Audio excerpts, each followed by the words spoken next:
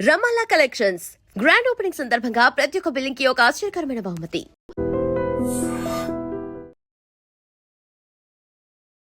నమస్తే, welcome to iDream talking point with కవిత.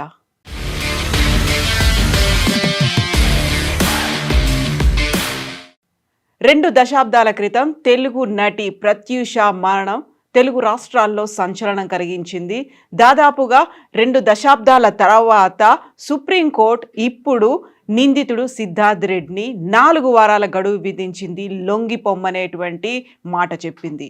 నటి ప్రత్యూష మృతి కేసులో నిందితుడు గుడిపల్లి సిద్ధార్థ్ రెడ్డికి సుప్రీంకోర్టులో చుక్కెదురైంది. హైకోర్టు విధించినటువంటి 2 ఏళ్ల శిక్షను సిద్ధార్థ్ రెడ్డి సుప్రీంకోర్టులో సవాల్ చేశారు. ప్రత్యూష తల్లి సరోజిని సైతం నిందితుడికి సరైన శిక్ష పడలేదని, శిక్షను పెంచాలి అనేటువంటి పిటిషన్ని గతంలోనే సుప్రీంకోర్టులో దాఖలు చేశారు. ఈ పిటిషన్లను విచారించినటువంటి సుప్రీంకోర్టు ధర్మాసనం హైకోర్టు సిద్ధార్థ్ రెడ్డికి విధించినటువంటి 2 ఏళ్ల శిక్షను సమర్థిస్తూ తుది తీర్పు వెలువరించింది. 4 వారాల్లో లొంగిపోవాలని సిద్ధార్థ్ రెడ్డిని ఆదేశించింది. బెయిల్ కోసం ఆయన వేసిన పిటిషన్స్ని కొట్టేసింది సుప్రీంకోర్టు. అయితే సుప్రీంకోర్టు తీర్పు పట్ల ప్రత్యూష తల్లి సరోజిని మాత్రం కోర్టు తీర్పును గౌరవిస్తానంటూనే సరైన న్యాయం జరగలేదనేటువంటి అసంతృప్తిని వ్యక్తం చేశారు. కేసులో రాష్ట్ర పోలీసులు, సిబిఐ విచారణ సరైన కోణంలో జరగలేదని, పోస్ట్ మార్టం రిపోర్టును పరిగణలోకి తీసుకోకపోవడంతో నిందితుడు పెద్ద శిక్షను తప్పించుకున్నారని ఆరోపించింది ప్రత్యూష తల్లి సరోజిని. మునుస్వామి పోస్ట్ మార్టం రిపోర్టులో ప్రత్యూషను ఒకరికంటే ఎక్కువ మంది లైంగిక దాడి చేసి హత్య చేసినట్లుగా పేర్కొన్నారని, న్యాయస్థానాలు మాత్రం త్రిసభ్య కమిటీ నివేదిక ఆధారంగానే విచారణ జరిపి తీర్పు వెలువరించారని సరోజిని ఆవేదన వ్యక్తం చేస్తున్నారు. ప్రత్యూష కేసులో సాక్ష్యాలను, ఆధారాలను మాయం చేశారని, సిబిఐ కూడా సరిగ్గా దర్యాప్తు చేయలేదనేటువంటి మాటను తను పదే పదే ప్రతిసారి చెప్తూ వస్తున్నారు. తన కూతురు ఒంటిపై ఉన్నటువంటి గాయాలను అసలే పట్టించుకోలేదనేటువంటి మాటని మరోసారి తను చెప్తున్నారు. ఈ కేసులో తనతో పాటుగా తన కూతురికి తను చేసినటువంటి పోరాటానికి న్యాయం జరగలేదు అనేటువంటి మాటతో పాటుగా నిందితుడి శిక్ష తగ్గించడంపై తాను సవాల్ చేశాననేటువంటి మాటను కూడా సరోజిని చెప్తున్నారు.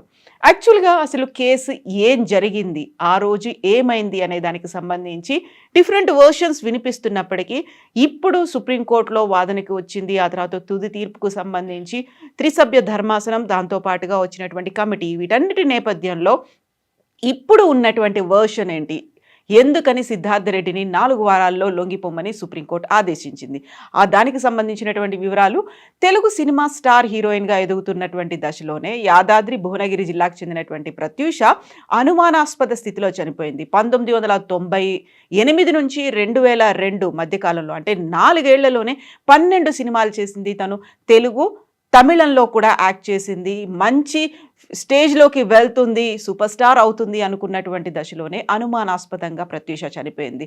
తను బెంగళూరుకు వెళ్తున్నాను, కన్నడ సినిమాలో సెలెక్ట్ అయ్యానని చెప్తూ వచ్చింది. ఆ తర్వాత జయం సినిమాలో తనను తేజ సెలెక్ట్ చేసుకున్నాడని చెప్పినప్పటికీ కూడా అక్కడే ఎఫెక్ట్ పడింది. తను మరణానికి కారణమైంది ఏంటి అనే దాని మీద మదర్ కూడా డిఫరెంట్ వర్షన్స్ అనేవి ఉన్నాయి. కాబట్టి యాక్చువల్గా ఆ రోజు అనుమానాస్పద స్థితిలో తను మరణించింది. సినిమాలు రాకముందే ప్రత్యూష తనతో పాటుగా ఇంటర్ చదువుతున్నటువంటి సిద్ధార్థ్ రెడ్డితో ప్రేమలో పడినట్లుగా అప్పట్లో కేసు విచారణలో వెలుగు చూశాయి కొన్ని అంశాలు.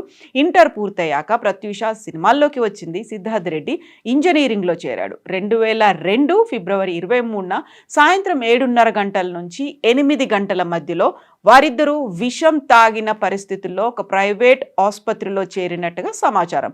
ప్రత్యూష 24వ తేదీన చనిపోతే సిద్ధార్థ్ రెడ్డి మాత్రం ప్రాణాపాయం నుంచి తప్పించుకున్నారు. వారిద్దరూ తాగినటువంటి కూల్ డ్రింక్లో పురుగు మందు కలుపుకున్నట్లుగా పరీక్షల్లో గుర్తించారు. ఆర్గానో పాస్ఫేట్ కారణంగానే ప్రత్యూష మరణించారని, దీనికి వేరే ఇతర కారణాలు, అంటే ఊపిరి ఆడకుండా చేయడం, లేకుంటే మరణానికి ముందు ఆమెపై లైంగిక దాడి, లేదు ఒక గ్యాంగ్ రేప్ జరిగింది, ఒక గ్రూప్గా లైంగిక దాడి చేశారు అనేటువంటి వార్తలు వినిపించాయి. బట్ అప్పట్లో రాష్ట్ర ప్రభుత్వం నియమించినటువంటి త్రిసభ్య వైద్యుల బృందం తన నివేదికనైతే అనౌన్స్ చేసింది. ఈ నివేదిక నేపథ్యంలోనే తదుపరి శిక్షలు అనేవి కూడా ఖరారయ్యాయి. ఈ కేసులో దర్యాప్తు జరిపినటువంటి సిబిఐ నిందితుడిపై సెక్షన్ 306, అంటే ఆత్మహత్యకు ప్రేరేపించడంతో పాటుగా 309 ఆత్మహత్యకు యత్నించడం కింద ఛార్జ్షీట్ను దాఖలు చేశారు. ఈ ప్రత్యూష మరణానికి సంబంధించినటువంటి ఈ కేసులో నిందితుడు సిద్ధార్థ్ రెడ్డికి హైదరాబాద్ మెట్రోపాలిటన్ సెషన్స్ జడ్జ్ 5 ఏళ్ల కఠిన కారాగార శిక్షతో పాటుగా 5,000 జరిమానాను విధిస్తూ 2004 ఫిబ్రవరి 23న తీర్పు ఇచ్చారు. అయితే ఈ తీర్పుపై సిద్ధార్థ్ రెడ్డిని హైకోర్టుని ఆశ్రయించారు. జైలు శిక్షను 2 ఏళ్లకు తగ్గించింది. దీంతో పాటుగా 5,000 ఉన్నటువంటి జరిమానాను 50,000కు పెంచారు. 2011 డిసెంబర్ 28న ఈ తీర్పును హైకోర్టు ఇచ్చింది. దీనిపై సిద్ధార్థ్ రెడ్డితో పాటుగా ప్రత్యూష తల్లి సరోజినీదేవి కూడా 2012లో సుప్రీంకోర్టులో అప్పీళ్లు విడివిడిగా దాఖలు చేశారు. సిబిఐ తరఫున సీనియర్ న్యాయవాది నచికేత జోషి వాదనలు వినిపించారు. కేసులో సాక్ష్యాధారాలన్నీ నిరూపితమయ్యాయని చెప్పారు. ప్రత్యూషను ఆత్మహత్య చేసుకోవడానికి ఉసిగొల్పినందుకు సెక్షన్ 302 కింద శిక్ష విధించాలని, అలా కాకపోతే ఇంకొక సెక్షన్ 306 కింద గరిష్ట శిక్ష విధించాలి అనేటువంటి వాదనలు నచికేత్ చేశారు. ఇద్దరూ కలిసి పురుగు మందు తీసుకున్నందువల్ల ఆత్మహత్యకు ఉసిగొల్పింది సిద్ధార్థ్ రెడ్డి అనేటువంటి అంశం ఉత్పన్నం కాదని సిద్ధార్థ్ రెడ్డి తరఫు న్యాయవాది నాగముత్తు నరసింహారెడ్డి వాదించారు. 2024 ఏళ్ల క్రితం చనిపోయినటువంటి ప్రత్యూష కేసులో హైకోర్టు వెలువరించిన తీర్పుపై 2 దశాబ్దాలకు పైగా నడుస్తున్న ఈ కేసులో జస్టిస్ మనోజ్ మిశ్రా, జస్టిస్ మన్మోహన్తో కూడినటువంటి ధర్మాసనం కీలకమైనటువంటి తీర్పును వెలువరించింది. సుప్రీంకోర్టులో 14 ఏళ్ల విచారణ అనంతరం తుది తీర్పు వెలువడింది. అయితే ఇప్పుడు 4 వారాల్లోగా సిద్ధార్థ్ రెడ్డిని లొంగిపోమ్మని సుప్రీంకోర్టు ఒక తుది తీర్పుని అయితే వెలువరించినటువంటి నేపథ్యంలో సరోజినీదేవి అయితే కొంచెం అసంతృప్తిని వ్యక్తం చేస్తూనే ఉన్నారు. బట్ సిద్ధార్థ్ రెడ్డి నెక్స్ట్ అప్పీల్కు వెళ్తారా, ఏం చేస్తారు అనేది సమయమే నిర్ణయించబోతోంది. మీరేమనుకుంటున్నారు? ఓవరాల్గా ఈ ప్రత్యూష ఎంటైర్ ఎపిసోడ్లో 2 దశాబ్దాల తర్వాత న్యాయం జరిగిందని అనుకుంటున్నారా, లేకుంటే ఇందులో గతంలోనే వినిపించినట్టుగా రాజకీయ ఒత్తిళ్లున్నాయి, పోలీసు అధికారుల ఒత్తిళ్లు ప్రమేయం కూడా ఉంది, దీన్ని కేసును పక్కదారి పట్టించే ప్రయత్నం చేస్తున్నారు అని గతంలో వార్తలు, విశ్లేషణలు, తర్వాత తల్లి సరోజిని దేవి చేసినటువంటి ఆరోపణలు, వీటన్నిటి నేపథ్యంలో ఈ రోజు సుప్రీంకోర్టు ఇచ్చినటువంటి తుది తీర్పు ఎలా ఉందని మీరు భావిస్తున్నారో కామెంట్స్ రూపంలో తెలియజేయండి. And for more videos, Please subscribe to iDream. Please subscribe to iDream. Please subscribe iDream. And please subscribe to iDream. For more videos, subscribe to iDream. please like, share and subscribe to the channel. Congratulations, iDream. Subscribe to iDream. Subscribe to iDream. So subscribe to iDream Media. iDream ki iDream team andarki huge congratulations. Please subscribe iDream Media. Please subscribe to iDream. Subscribe iDream. Please subscribe to iDream. iDream అంటే నా కళల channel subscribe చేసుకున్న నోరు తిరుగుతలేదు, మీరైతే గంట గుర్తు కొట్టండి. For more such videos, please subscribe to iDream.